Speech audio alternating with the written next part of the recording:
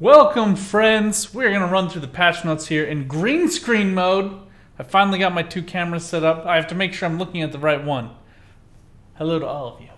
We're going to have some fun here. So, look, if I'm being perfectly honest, I just got off vacation. I played Gwent for fun for the first time in a long time. That was really cool. I made like some toxic decks. I made some not toxic decks.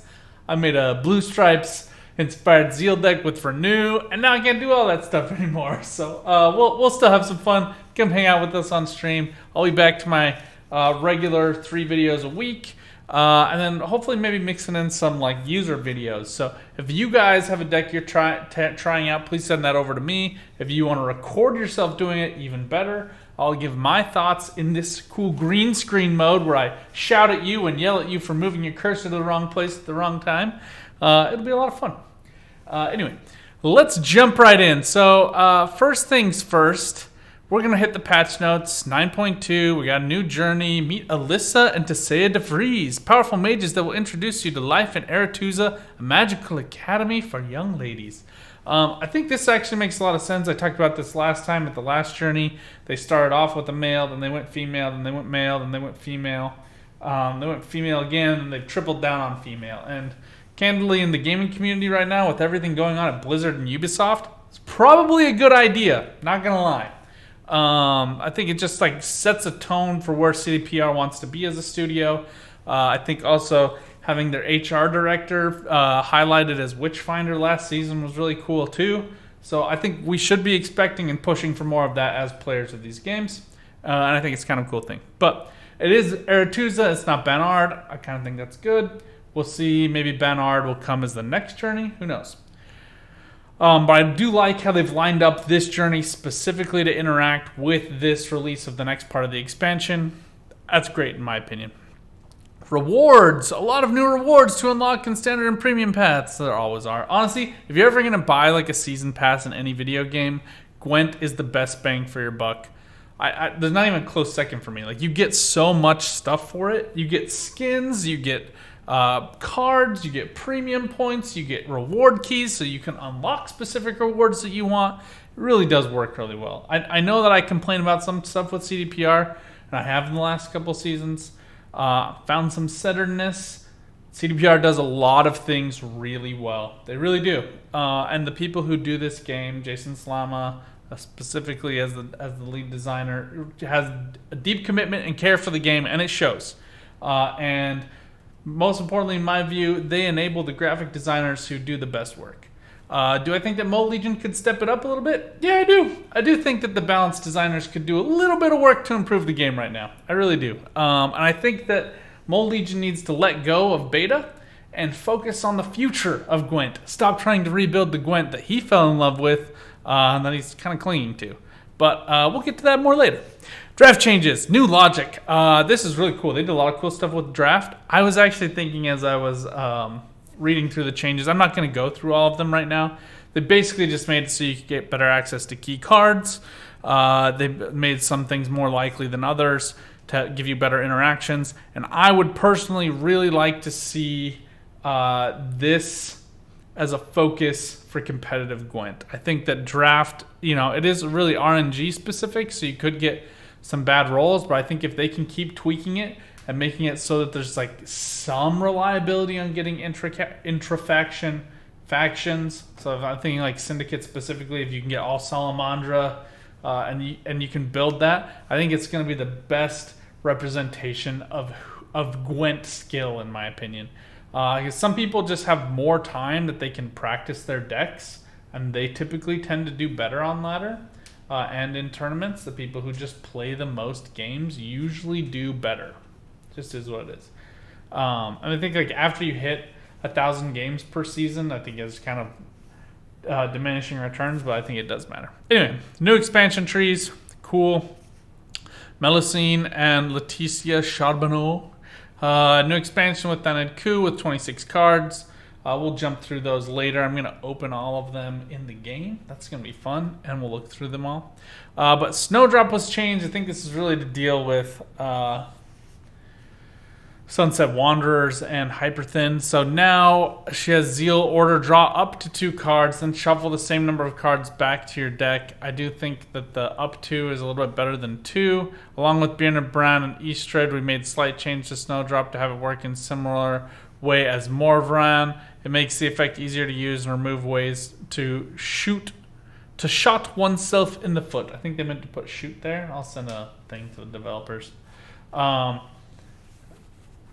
Yeah, I think that, Berna was the worst. Berna, if you played her straight up, you drew 1 card and had to discard 2. It was absolutely terrible. Lacerate provision changed from 7 to 6. So Row Punish got a little bit easier to access. Aguara True Form provisions changed from 11 to 10. That's the one that True Form Aguara is the one that plays random special card from any faction. Nobody played it. Don't think anyone will play it, but there you go. Royal Decree changed from 10 to 9. Still terrible compared to Oniro, in my opinion. Still nobody's going to play it, but there it is. Surrender added tactic category because Nilfgaard doesn't have enough tactics. They needed to give them another one. This is like a particular rant that I go on every season. I just want to stop having to make this rant, CDPR. Please! Anyway, provision changed from 8 to 7. I do want to note to everybody, it's like, surrender's stupid. It is now included in all starter decks. So I just went through, I restarted the game in an alt account just so I could do like a step-by-step walkthrough of how to play the game. So I know a lot of you guys didn't actually watch that. That's totally fine. But please share that playlist with friends, family, whomever is starting the game. I think it'll be really helpful to them. As we all know, the learning curve to Gwent is very steep, and it's kind of gotten worse, if I'm being perfectly honest, over time. I think they're trying to build towards this single-player PvE content that the Golden Necker has been teasing for a while, but they need to release that. Like it needs to happen. They put a placeholder for Thronebreaker files in the Shoop Shop as well, so we'll see what happens with that, but also of note. Anyway, Skellige Storm provision changed from 7 to 6. I still think Skellige Storm is the best one, except for maybe Cataclysm, but really good value there. Fisher King provisions changed from 7 to 6. Oh, and for Skellige Storm, that's the one that damages all units on the row by 1 damage. If you've been playing Melusine Cultists, you know that already. A little bit weird that it got a buff when nobody's playing it because it's not Devotion, but who knows, whatever. Fisher King provisions changed from 7 to 6. Cool. I don't know anybody's really going to use it, but, nice. Devil's Puffball, that's one that gives poison. If you kill a unit with that poison, then it damages the 2 units on each side by 3 points. So, change ability to damage an enemy unit by 3, death blow, poison adjacent enemy units. So, they kind of inverted this one. I don't know. We'll see. It could be cool if you could line that up with a cow somehow. Like if there's an order to throw a diseased carcass, and then you could kill that and then poison the thing. I don't know, because when it dies, it spawns that poison. That'd be kind of cool. Yeah, make Nilfgaard poison better again. That's gonna get me lots of likes. Thaw added nature category. Cool. Finally, somebody gets somebody else gets a usable neutral card in their faction, so that's good for Scoia'tael. I kind of actually think Scoia'tael needed something like that. The nature cards are really kind of boring, to be honest. Sunset Wanderers provisions changed from 11 to 13. I think we all saw that coming. Anyway. Koshe armor changed from 3 to 2. Koshe got a lot of play last season. I don't really know that fixes the Koshe play issue. Karen Thier with Koshe still is really good. And Dregalarva armor changed from 2 to 1. Skellige had some changes here. So this is the Burnham one. Draw up to 2 cards and discard the same number. I think it's a good change. Artis provision changed from 9 to 8. I love Artis. Square Juice says Wanderers should be yeeted from the game. I disagree with that. I actually really like Wanderers. I think they're actually pretty well balanced. I really do. I know everybody's using them. I think that if they were to change anything, it should be that you don't draw it automatically. That you have to that there has to be some kind of Like, you know how there's a devotion tick? There should, for Sunset Wanderers, in my opinion, be like a neutral tick or like a Witcher's tick, where you have to like have a certain number of neutral cards in your deck.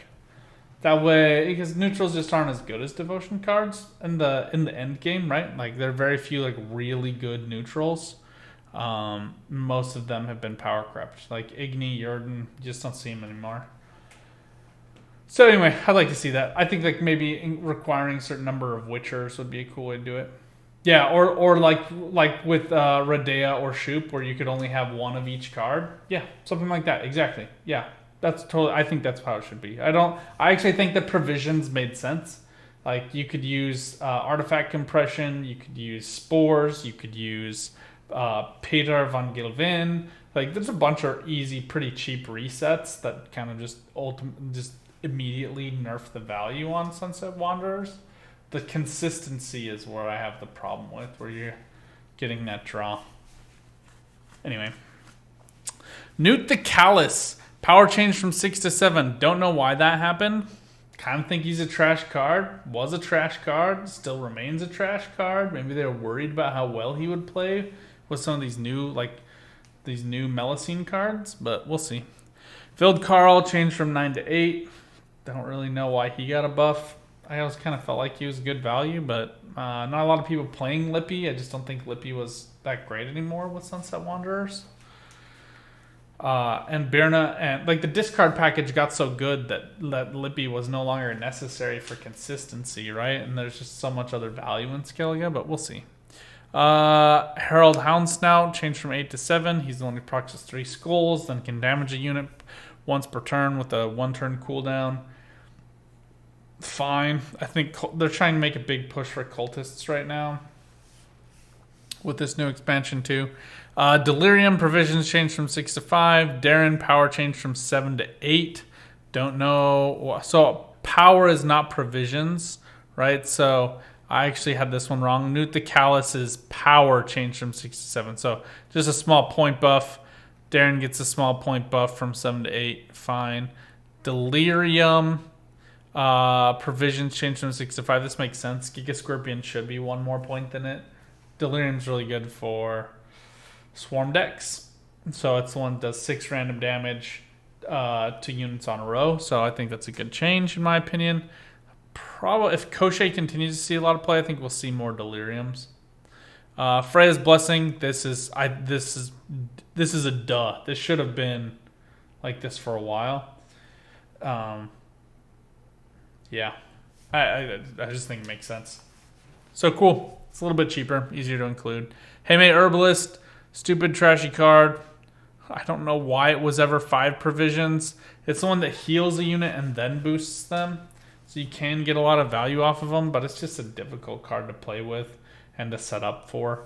It's a little bit like Restore with like Restore and Judah if you can get her down. So much points. Have I not seen the new bonkers monster decks I'm not talking about anything else that's been released this patch. We're just going over patch notes. Northern Realms Stockpile ability change to order. Spawn a volunteer on allied row, then reduce the cooldown of Northern Realms units in that row by 1 with 3 charges. So big nerf there. Although nobody was really playing it anyway. Whatever. Eastred, draw up to 1 card, then shuffle the same number of cards back into your deck. When you draw a unit card, boost it by 1. If it's not a unit, boost self by 1 instead. I don't know. They said that they were changing this in line with Berna, but it was never really a problem for Eastred. I mean, like, the only way to really fix him... Oh, it's a whole row instead of adjacent units in Stockpile. Okay, that's right. The stupid part about Stockpile is the volunteer thing. Like, why is it giving you volunteers? It's impossible to get stupid. You know what? Just gonna let it go. Theoretically, like, it's a way to give you zeal, but with some of the crude siege engines, but it's just a pain. I don't like it. Volunteers are dumb. Yeah, Eastred was never really a problem because you had to play him, so you never were down more cards than he could get, right? Because he had patience. So, like, in theory, I guess you could build him up and then try to, like, renew him and get him to play again. But that's not a really cost-effective way of doing it. Like, Erland is a better return on investment if that's what you're trying to do. Although I did play Eastred on vacation, and I liked him actually quite a bit. He's actually really good plug-and-play character for Northern Realms. I think he should get played more. He and Erland make for a really good pairing. Because Eastred can just juice up Erland's points by like another 6 by shuffling all of those boosted units back into your deck. It's cool. Kira Metz changed to Zeal Order. Don't really know what that changes for you, just that you can use it on another turn. I don't know, we'll try her out. Death Mold change deploy Zeal Order. We're changing Kira Metz and Death Mold's deployability to allow them to synergize better with Tisea. Oh, okay, this makes sense. But for Kira, it's not like... Kira, the vitality usually lasts at least four turns. Like, you're never usually that deep in a round. And you have to play the 2 cards beforehand, so... I don't really understand the Kira part. I mean, she is a mage, and so they're probably just trying to get more mage synergy. Seems like an unnecessary buff, but somebody's going to prove me wrong and put it on Donamir and Labiota and kick my butt and do it twice and find some magic way to instantly convert vitality. That's something that Northern Realms needs, by the way. If they could get like a thing that instantly converted vitality as like an ordered unit, that would be cool. There's an idea for you, CDPR. Shield Wall got a buff by 1 provision. Centurion Envoy added option to not pick anything when using the order. Still a stupid card. Then King Foltest power changed from 6 to 5. I don't like that change. I think they actually should have just increased his provisions. I think it's dumb to... I feel like Foltest and Damien are actually really similar.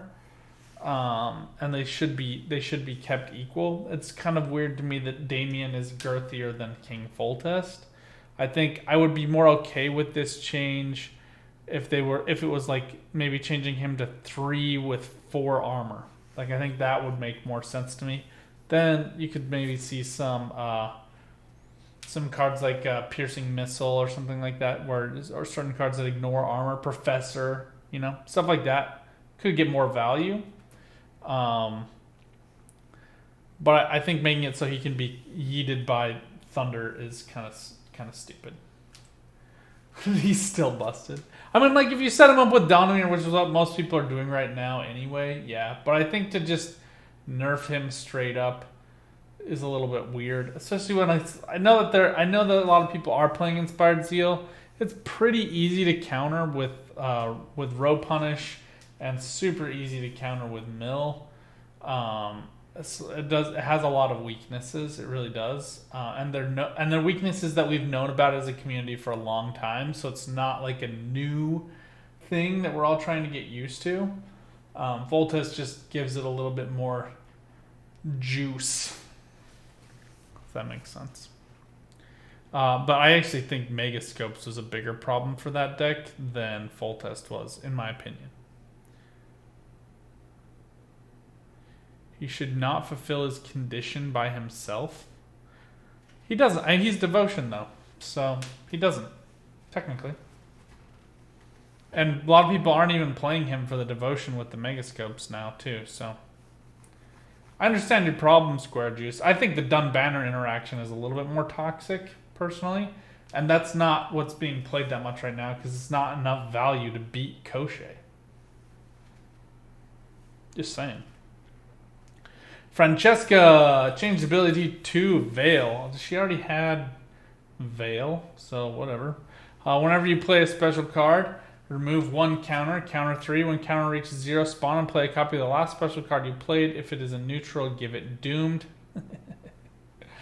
Oh, they got onto this one. Man, this was like so dope to be able to... I did do this once. While I was out of vacation too, but this was really cool with Oniro. It was a little toxic. Yeah, to get that echo back twice. I think Shaping Nature is one of the worst echoes, which I think, it makes sense in retrospect why Shaping Nature is not the best. because it works really well here with Francesca.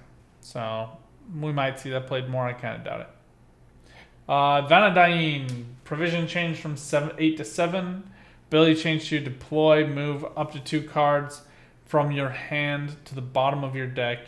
Add Waylay to your hand for each card moved this way. Whenever you play Waylay, spawn Elven Deadeye on this road.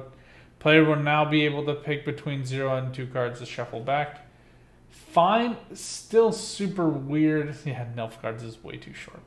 Still super weird to deal with. I still think that this is awkward. We'll see with the new cards how much easier it is. I really think that in order for him to be playable, I would have actually rather seen a provision increase to 9 and then play the Waylay immediately. I think I would like make it a devotion thing, maybe. But I think you need to be able to play him down and then play the Waylay immediately for him to find value. That's my feeling on that. We'll see. With the new cards being able to play out all 4 of your Waylays from your deck at the same time. Could be better, but I kind of doubt it. Hey, Ranger, what's going on? Frexinit, power change from 5 to 6. He was a trashy human card before. He's going to continue to be a trashy human card, but we'll see. Nilfgaard patches could be placed under Syndicate. Yeah. So I have a couple of issues. Number one, absolutely nothing done about Blightmaker, which I still just think is way overtuned. I've gone on about it so many times, but whatever. Guardians given Doomed. I don't know a lot of people that were playing that out, but it was a way to play around Viper. So, maybe they're just trying to make Viper a little bit more playable. I don't have a good sense of why they did that one. Dodric is also a Syndicate card, so he also fits under there as well. And then his power changed from 6 to 8, so he's a little girthier. He's the one if you have another agent, he gets Zeal, and then he draws a card and moves a card to the bottom of the deck. So you just get some consistency out of him. If you guys are fans of McBeard had a love affair with Dodric. So we'll do that. Oh, cool. Let me click on that just real quick. Ranger just shared a deck with me as requested. Boom. And I shouldn't have clicked on it right then. We're back. So you get a cool insight into Ranger Scoia'tael deck. We'll be testing that out. This is to prove to you guys that when you share me decks, I'm going to open them. Syndicate, Roland Blenheim, power change from 7 to 6. He got a little bit of a nerf. People were really loving the poison combo. I saw a lot of them. Jackpot nerf from 15 to 13. Line pockets changed from 16 to 15. I do have to say that I'm happy with the changes they made to Syndicate. Syndicate felt strong but not overpowered this last season. I think these changes evince recognition by the devs. They should stop nerfing the bejesus out of Syndicate when they're not going to do anything with Syndicate for 3 months. So Simlas into Orb is actually pretty solid. Okay, we'll have to try it out. Game fixes. Fixing an issue that resulted in tooltips no longer being showed longer than intended. So, they talked about this last season, and I really didn't get a sense that this actually improved the game speed. I played a lot on mobile while I was out on vacation, and I still felt pressed for time on mobile. Mobile still needs some love. And it's not fast enough that Season of the Draconids, like the speed seasonal, you could actually do. That I still feel like they're not resolving fast enough. Failed experiment will now work properly when spawned on the opponent's side through operator. So I think before it wasn't self-damaging for some reason. Now it is. Deafening Sirens tooltip now properly reflects that it's doomed. I mean, it's a token. We kind of all just knew that it was, but I guess that's good for them to say it. Erland of Larvik's Order will now be deactivated when player has no boosted units in the deck. I don't know how you could mess that up. Then Hubert Rex counter now resets when it leaves the board. That's actually kind of cool. I never even thought about that. I'm guessing somebody tried to play that with decoy. That would have been cool. And decoy, we should bring decoy back. Make decoy good again. Okay, so there's that. Then I just really quickly want to show you guys a couple other things. So those were patch notes. This is the Thanad Coup expansion. They have a cool trailer here. Go watch that. And then also the Aretuza Journey was here. Cool. And then we are now in Season of the Draconid, so it just started. And then the draft notes, draft mode notes are over here too. So I'm not going to cover those right now. Just know that they're there. Until next time, friends, we're going to keep this one shorter than my other patch notes video because patch notes weren't too long and I don't want to drag it out. We'll cover the new cards in the next video. So just go ahead and keep watching the channel and it should pop up automatically for you. Until next time, good luck, friends. Have fun out there, and I'll talk to you soon. Bye.